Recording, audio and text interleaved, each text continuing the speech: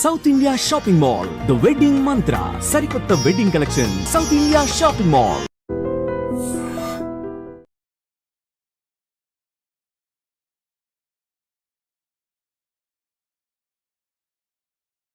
Okay. అన్నయ్య ఏం చేస్తున్నారు ఇప్పుడు? అన్నయ్య సబ్జెక్ట్ రిలేటెడే చేస్తాడు. ఓకే. యాప్టిట్యూడ్, ఇంగ్లీష్ అని 2 కోర్సెస్ ఉంటాయి యాప్లో, క్రియేటివ్ యాప్లో. ఓకే. అది ఇంటి నుంచే సేల్ చేస్తాడు. లైక్ రికార్డెడ్ వీడియోస్ ఉంటాయి, దానికి రిలేటెడ్ ప్రమోషన్ చిన్నగా టైప్లో పెడతాడు. ఓకే. ఆ వీడియో చూసిన వాళ్ళు యాప్లోకి వచ్చి అది పర్చేజ్ చేసి డెమో క్లాసెస్ ఉంటాయి 3-4 వింటారు, నచ్చితేనే కొంటారు. ఓకే. అమ్మ నాన్న సపోర్ట్ చేస్తున్నారా? ఏం కాదురా, జరుగుతూనే ఉంటాయి, లైఫ్ మూవ్ అవుతూనే ఉండాలి ఇలా అంటారా? లేకపోతే ఏదో ఒకటి చేయండి నాయన అంటారా? ఈజీ గోయింగే ఉంటారు అమ్మ నాన్న. అందుకే ఇంకా ఇంట్లో వాళ్ళతోనే బతకగలుగుతున్నా. లేకపోతే నువ్వు ఏందిరా ఇన్ని కాంట్రవర్సీలు, పంచాయతీ ఏంది అని భయం అవుతుంది వాళ్ళకి. ఇప్పుడు బ్రాండ్ అంబాసిడర్స్ కూడా అమ్మాయిలు చేంజ్ అవుతుంటే ఏ ఫాదర్ మదర్ కైనా గుండెదడ పెరుగుతుంది కదా. నేను వచ్చి ఇప్పటి వరకు ఒక లెక్క, ఇప్పటి నుంచి ఒక లెక్క అని చెప్తుంటా. ఓకే. ప్రతి ఒక్క అమ్మాయిని తీసుకొచ్చినప్పుడల్లా ఇప్పటిదాకా అది సరే, అమ్మాయిలకు వాళ్ళకు అందరికి ఎట్లా అనిపిస్తుంది, కానీ అమ్మ నాన్నకైతే డైరెక్ట్ బ్లడ్ రిలేషన్ కదా, ఇక్కడ ఇంకొకటి ఏదో చేసినట్టే ఉన్నాడు అని భయం అయితే ఉంటది వాళ్ళకు. కానీ వాళ్ళు సపోర్టే చేస్తారు. లైక్ రీసెంట్ గా కూడా మ్యారేజ్ బ్యూరో నుంచి ఒక మెసేజ్ వచ్చింది నాకు, మ్యాచెస్ కి చూస్తున్నారా అని. ఓకే. చెప్పండి మంచి అమ్మాయి ఉంటే చేసుకుంటా అని రిప్లై ఇచ్చిన. అది మా అమ్మకు, అక్కకు, డాడీకి కూడా చెప్పిన. వాళ్ళు ప్రొఫైల్ షేర్ చేస్తుంటే నేను అది గ్రూప్ లో షేర్ చేస్తున్నా, మా ఫ్యామిలీ గ్రూప్ లో. చూడండి, మీకు నచ్చిన అమ్మాయినే చేసుకుంటా, లాస్ట్ టైం నాకు నచ్చిన అమ్మాయిని చేసుకున్నా, ఈసారి మీకు నచ్చిన అమ్మాయిని చేసుకుంటా అని. అంత సపోర్టింగ్ ఫ్యామిలీ కూడా ఉంటారు కదా, లైక్ చేసుకోబెట్ట అన్నట్టే ఉంటారు వాళ్ళు. మంచిదే కదా, అంటే ఒంటరిగా ఉండిపోవాలి అని జీవితాంతం అని ఉండదు కదా, వాళ్ళకు ఒక తోడు ఉండాలి, మేము ఎన్ని రోజులు వీనితోనే ఉంటాము అనే ఫీలింగ్లు ఉంటారు కదా పేరెంట్స్, నీకు కూడా ఫ్యూచర్ లా ఉండాలి కదా అని. సో మంచి సపోర్ట్ చేస్తున్నారు. సో నేను ఏం చేసినా సపోర్ట్ చేస్తారు. అట్లని తప్పులు చేస్తే తిడతారు, కానీ నేను తప్పులు చెయ్య కదా. తప్పులు చేయరా? అంత మెచ్యూరిటీ అవుతుంది. మీరు చేసేవన్నీ తప్పులే కదా. మీరు అంటున్నారు రోజు తప్పులతో నేర్చుకుంటున్నారు. మీరు తప్పులతోటి నేర్చుకుంటలేను, వచ్చిన కష్టాలతోటి, వచ్చిన ఫెయిల్యూర్ తోటి నేర్చుకుంటున్నా. ఒక ఇంటర్వ్యూకి పోయి ఫెయిల్ అయినావో అంటే తప్పు చేసినట్టే కాదు కదా. అది తప్పు కాదు, కాకపోతే మీరు బిజినెస్ పెట్టి ఫెయిల్ అయ్యారంటే ఎక్కడో దగ్గర తప్పు జరిగిందని కదా. తప్పు జరగకుండా కూడా మూసుకోవాల్సి వస్తుంది కదా, అంటే వేరే వాళ్ళ తప్పు వల్ల కూడా. ఎవరు తప్పు వల్ల అయినట్టు? ఇప్పుడు నాపై నెగిటివ్ పబ్లిసిటీ చేసిండ్రు కదా. ఎవరు? మా దగ్గర పనిచేసిన ఎంప్లాయీస్ వాళ్ళు వచ్చి ఇక్కడ ఆర్గానిక్ అమ్ముతలేడు అని డౌట్ క్రియేట్ చేస్తే, మన దగ్గరే ఉన్న వాళ్ళు మనకి వెన్నుపోటు పొడుస్తున్నారంటే ఏం జరగకుండానే పొడుస్తారా అనే డౌట్లు కూడా ఉండదు. అంటే అందరిపైన కోపం ఉంటది కానీ ఎవరు చెప్పారు కదా అట్లా. ఇప్పుడు కట్టప్ప బాహుబలిని చంపిండు కానీ ప్రతి సినిమాలో అట్లా కట్టప్పలు ఉండరు, హీరోలని వెనక నుంచి పొడిచి చంపేయరు కదా. ఒక్కసారి జరిగిందంటే అది 1 in a million జరుగుతుంది, million times లో. అట్లా నా లైఫ్ లో జరిగింది. 1 in a million me life లో జరిగింది కాబట్టి అలా జరుగుతుంది. ఎందుకంటే నేను పని చేసుకుంటా, మంచినే ఉండే పర్సన్ ని, నేను పని అంటే పిచ్చి, అట్లాంటిది నాకు ఫార్మ్స్ లేకుండా చేసిండ్రు.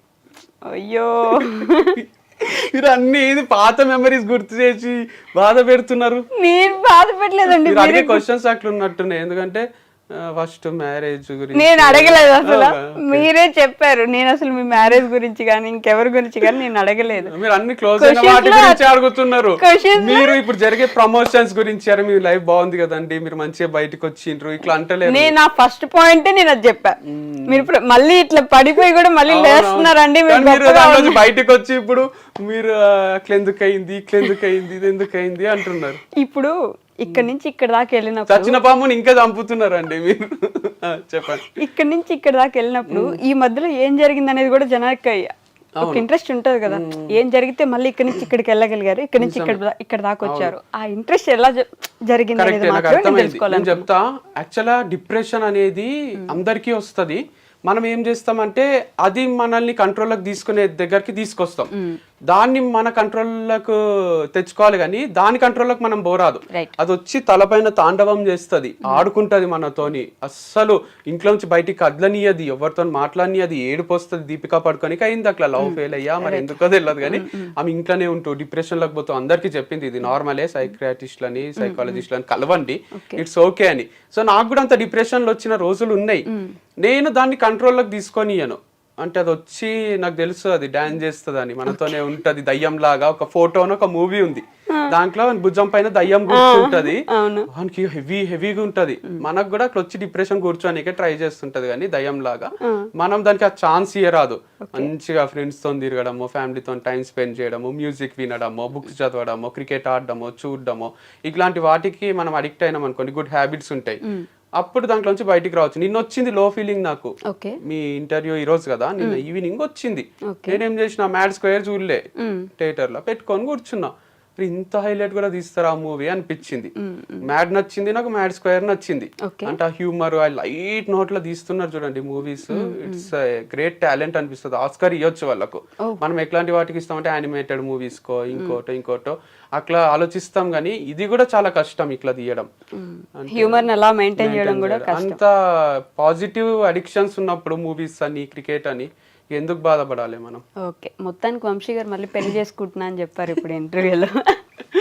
చెప్పారు కదా, చేసుకుంటున్నా అని కాదు, చేసుకోవడంలో తప్పేముంది అని. తప్పులేదు, ఫస్ట్ టైం తప్పులేదు, మీరు చేసుకుంటున్నారని చెప్పారని అడుగుతున్నాను నేను. అంతే, చేసుకోకపోతే అయితే అవుతుంది సో చేసుకుంటారు. మంచి అమ్మాయి ఉంటే చేసుకుంటారు. వాళ్ళే మెసేజ్ చేస్తున్నారు మరి ఇంట్రెస్టెడా అని, నేనేం చెప్పాలి? ఇంటికి లక్ష్మీదేవి వస్తున్నప్పుడు నువ్వు చెప్పలేం కదా.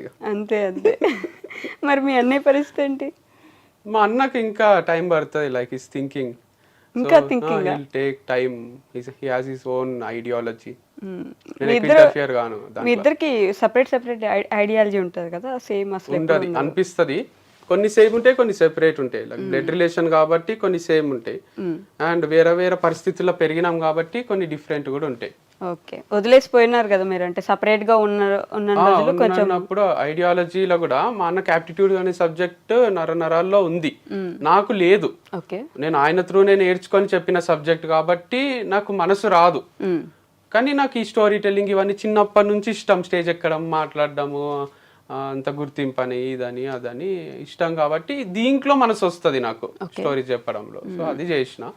అండ్ ఈవెన్ ప్రమోషన్స్ కూడా డిఫికల్టే. ఇప్పుడు ఎవరికైనా, మా అన్నకనే కాదు, ఇప్పుడు ఒక షాప్ పెట్టిండే అనుకుందాం, మా అన్ననే ఆర్గానిక్ స్టోర్ లాంటిది, ఇంత డైరెక్ట్ గా ప్రమోట్ చేయలేడేమో అనిపిస్తుంది నాకు. మా అన్న క్యారెక్టర్ తెలుసు కదా, ఈ బెల్లం ఉంది మా షాప్ లో కొనుక్కోండి అని చేసినా మా అన్న బాగుండదు, అది చాలా డిగ్నిఫైడ్ గా ఉంటాడు కాబట్టి నేనంటే ఎవరని ఏమన్నా అనుకోండి అని ఫస్ట్ వీడియోనే క్యారీ బ్యాగ్ లో తెచ్చుకోండి, మా దగ్గర క్యారీ బ్యాగ్ లో లేవు, లేకపోతే మా దగ్గర చాలా కాస్ట్లీ పడతాయి, ఇంటి నుంచి బస్తాలు తెచ్చుకోండి అని చేసిన.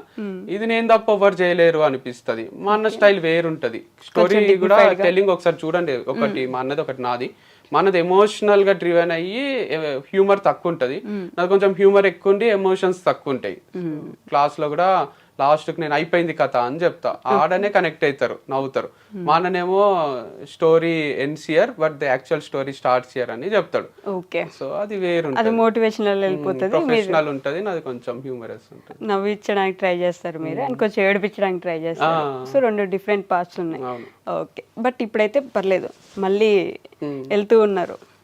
అంతా బానే ఉంది. సో మేము చూసినాం, నేను చెప్పినట్టు నానోకి ఈఎంఐ కట్టడానికి పైసలు ఉండకుండే మా దగ్గర పల్సర్ బైక్ ఉంటుండే, బజాజ్ ఫైనాన్స్ ఏదో దాంట్లో తీసుకున్నాము. వాళ్ళు ఇంటికి వస్తే మా డాడీ కీస్ ఇస్తే కొన్న 6 నెలలకు ఆ బైక్ తీసుకొని వెళ్ళిపోయిండ్రు. మా అన్న వెక్కి ఏడుస్తున్నాడు, నిజాం కాలేజీలో చదువుతుండే. పల్సర్ ఎట్లుంటది డిగ్రీ బీటెక్ టైంలో తిరగాలంటే. తర్వాత మా దగ్గర ఒక బైక్ లేదు, స్కూటర్ లేదు, ఏం లేదు. ప్లాటినా తీసుకున్నాడు. ప్లాటినా అంటే 100cc బైక్, ఇదేమో 150cc. అది అంకుల్ తిరిగే బైక్ లో మా అన్నని కాలేజ్ పోమంటే మా అన్నకి ఏడుపు వస్తుండే. సో చాలా డిస్టర్బ్ ఫీల్ అవుతుంటుంది. దానికి 2500 ఈఎంఐ ఉంటే అది కూడా కట్టకుంటుంది. బౌన్స్ అయ్యి దీనికి నవ్వలేదు, వెనక కెమెరా మ్యాన్ నవ్వుతున్నా, మీరు మళ్ళీ నన్ను ఆయన అంత బాధగా చెప్తుంటే నవ్వుతున్నారు. సంతోషమే, ఆ పరిస్థితి నుంచి ఈ పరిస్థితికి వచ్చినాం కదా. సో అట్లా బైక్ ఎత్తుకపోయిన రోజుల నుంచి ఈఎంఐలు కట్టలేని స్టేజ్ నుంచి బుల్లెట్ ఇప్పించింది మా అక్క. 5,000 కూడా ఉండకుండా 3,000 ఉంటుండే, అది అక్కనే కడుతుండే. సో ఫస్ట్ 5,000 అడ్వాన్స్ కట్టి బుక్ చేసినాం ఎర్రగడ్డాల పిచ్చాసుపత్రి దగ్గర, అది రాయల్ ఎన్ఫీల్డ్ షోరూమ్ ఉంటుండే. అడ్వాన్స్ బుకింగ్ చేసుకోవాల్సి వస్తుండే బుల్లెట్ కి. కాదు, ఇప్పుడు ఇందాక మాట్లాడుతూ రేంజ్ రోవర్ నానో కార్ అన్నారు కదా, ఇందాక ఫస్ట్ మాట్లాడుతూ ఇప్పుడు ప్రమోషన్స్ జరుగుతున్నాయి కాబట్టి నడుస్తుంది నాకు అన్నారు.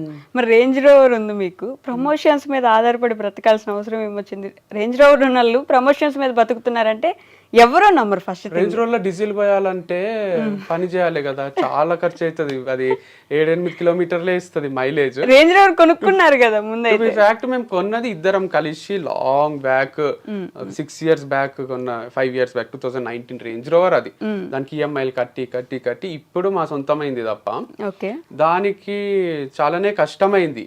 దాన్ని మెయింటైన్ చేయాలంటే సర్వీసింగ్ ఇస్తే తెలియని వాళ్ళు లేరు. 70,000 80,000 1 lakh కూడా అవుతుంది.